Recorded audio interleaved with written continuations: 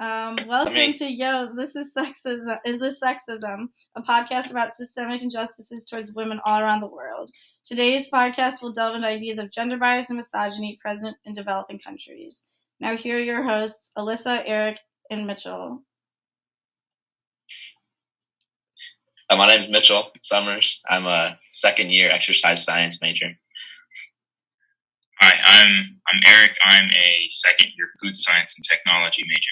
And I'm Alyssa, and I'm a fourth-year health sciences and Spanish major on the pre-PA track.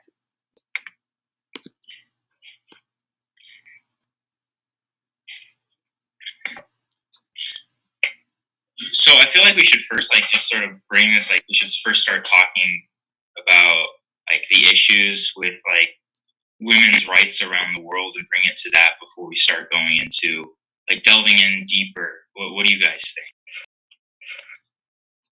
And we can do sounds that. good to me. That's fine. I'm trying to do this if it's a podcast. That's what I'm trying to set up. Okay. It's the discussion question that brings it in. Ask away. Okay, so I feel like if we're going to talk about women's rights, we should talk about countries that are definitely not currently they're not currently the best off towards women's rights and equality of the sexes that we in America experience more and better than other countries do. So I feel like talking about Afghanistan, Sudan, Iran, countries like that would be a pretty good topic to bring to discuss with the people listening to this podcast. Yeah, I agree, Eric. What's going on? Sorry, I didn't mean to interrupt. No, you're fine. I was just going to say, I agree with you, and also I do feel like religion plays a really big role into gender rights and stuff. And both the countries that or at least the three countries that we've mentioned that you mentioned are all Muslim countries, which are all led through theocracy, which usually means women always have lesser rights. So I think that is a good place to start with those few countries. Yeah, and some more so than other. Obviously the Taliban right now in Afghanistan, they're very extremist, religious extremists. So their views are going to be a lot more harsh, I guess, towards women. Yeah, definitely, and it's even seen in some other countries as well around the Middle East, where women are just now gaining the right to be able to drive or show their faces in public, whereas previously, before, they couldn't even do that. Yeah, I'm pretty sure that's in Saudi Arabia, where women could not drive. They I don't know if you guys have seen there's different levels of head coverings that different religious sects of Islamic women will wear. But, the burqa and hijab. Yeah, but sometimes I'm pretty sure in Saudi Arabia up until only a few years ago you could only wear, I think it's a burqa where you could only see your eyes. Which to me is crazy because men could walk around shirtless and everything is that is crazy.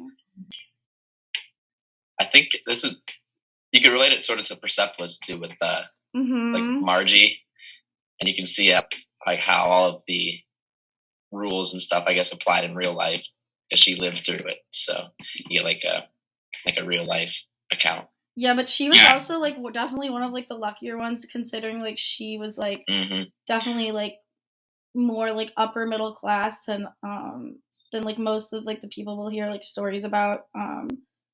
And her family was able to send her away from all the violence and so she was but she still definitely felt the effects of having to wear a burqa and being able going to segregated schools. So and I feel you could also probably relate it to the idea of the subaltern as well. How so? With the fact that there's the subgroup of women, but within that there are also other subgroups of segregated women as well, say with schools or within the science community and scientists. Mm-hmm. So I feel we could wrap that into it as well. It's the idea of the subaltern. And Yeah, I then agree mention, with that. Yeah, Okay. Yeah, I understand. I'm just trying to think of like points to bring into it. oh yeah, you're good. Well, Same. I was also going to bring in mentioning scientists. My mom is a scientist at a national lab down in Tennessee, and she has faced sexism, but not to the level of misogyny and sexism that, say, women in Iran or Afghanistan that are within the science fields face, where they are segregated. They aren't allowed to speak up. They can't even be the primary author on research papers. If they do research for something, they have to have a man do it for them. That's interesting. I didn't know that.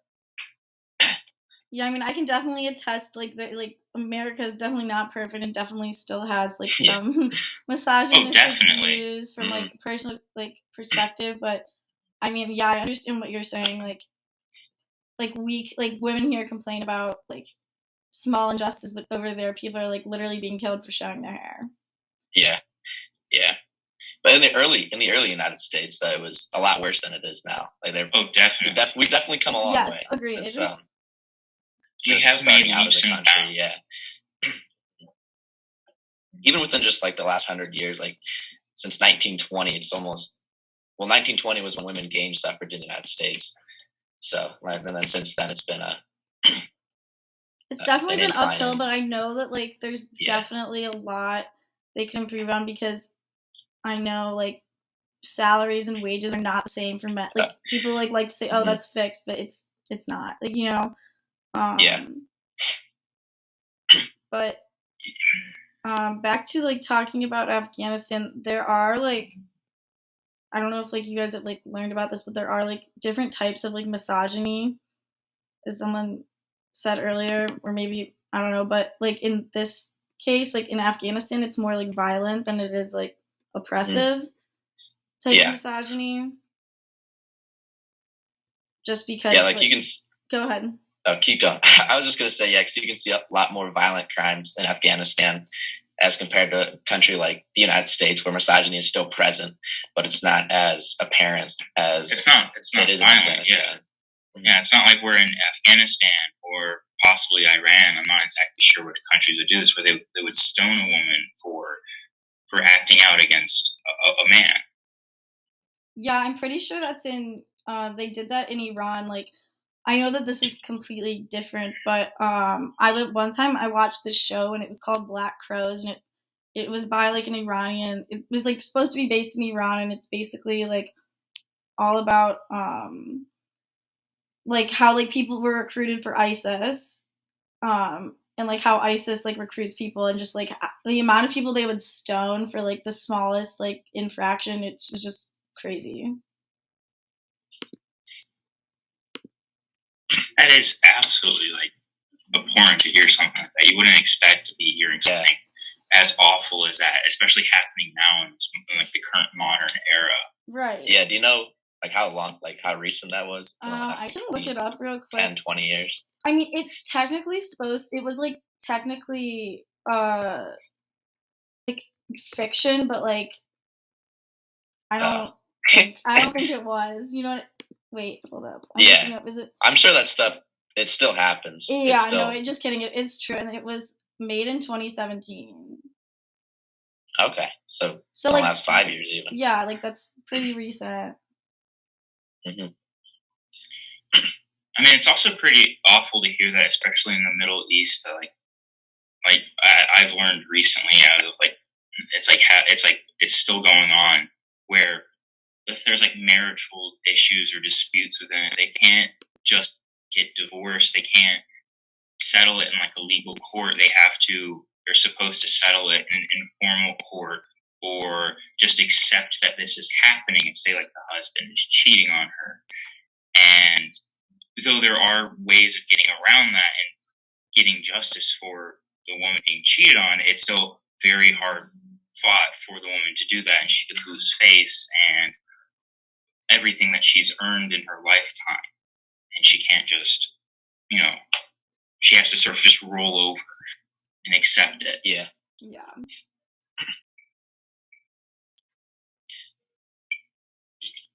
Let's find a few more talking points, guys. Like, yeah. I can like cut this out of the transcript, and we can probably the recording. Maybe we can start trying to talk about like ways to fix it, I guess. or Yeah, we could do somehow how to right the wrong. Yeah. Yeah.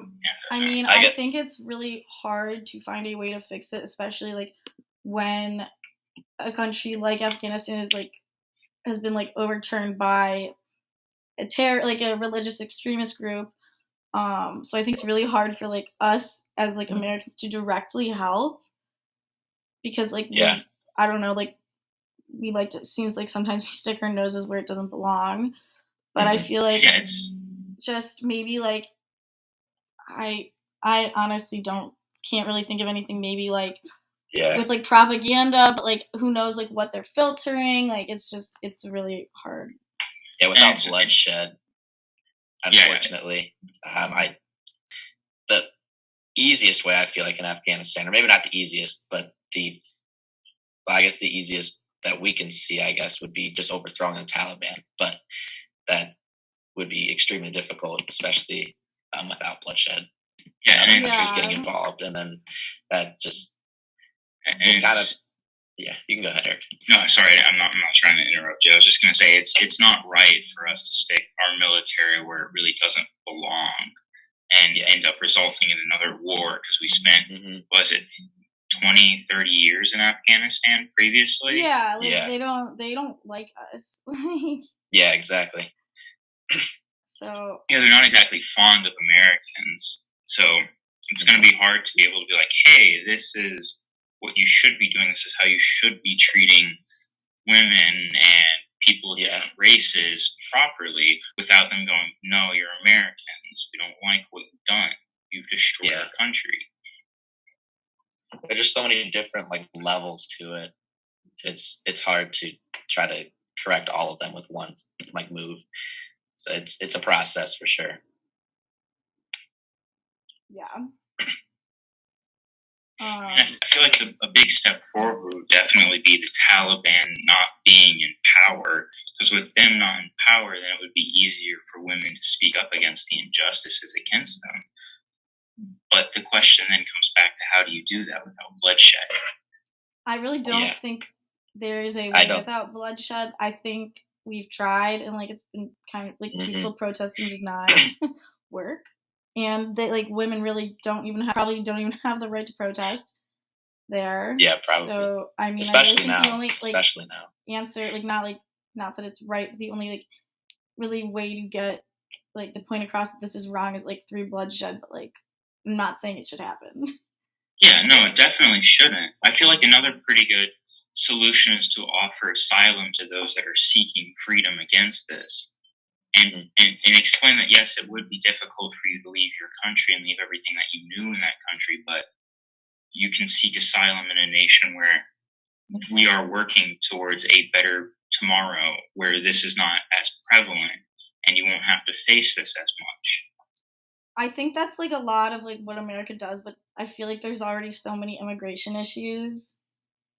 Yeah, definitely. Not like trying to get political or anything, but like I just feel like that might make it. I don't know. I feel like that's just another reason they hate America because they're like, oh, like you tell us to come to your country and then don't let us in, type of thing. Yeah. Not like trying to be political. I just feel like that's how I. No, you're completely fine. Yeah, completely fine. I understand. Because I'm not a political person, but that's just how I've interpreted it. So.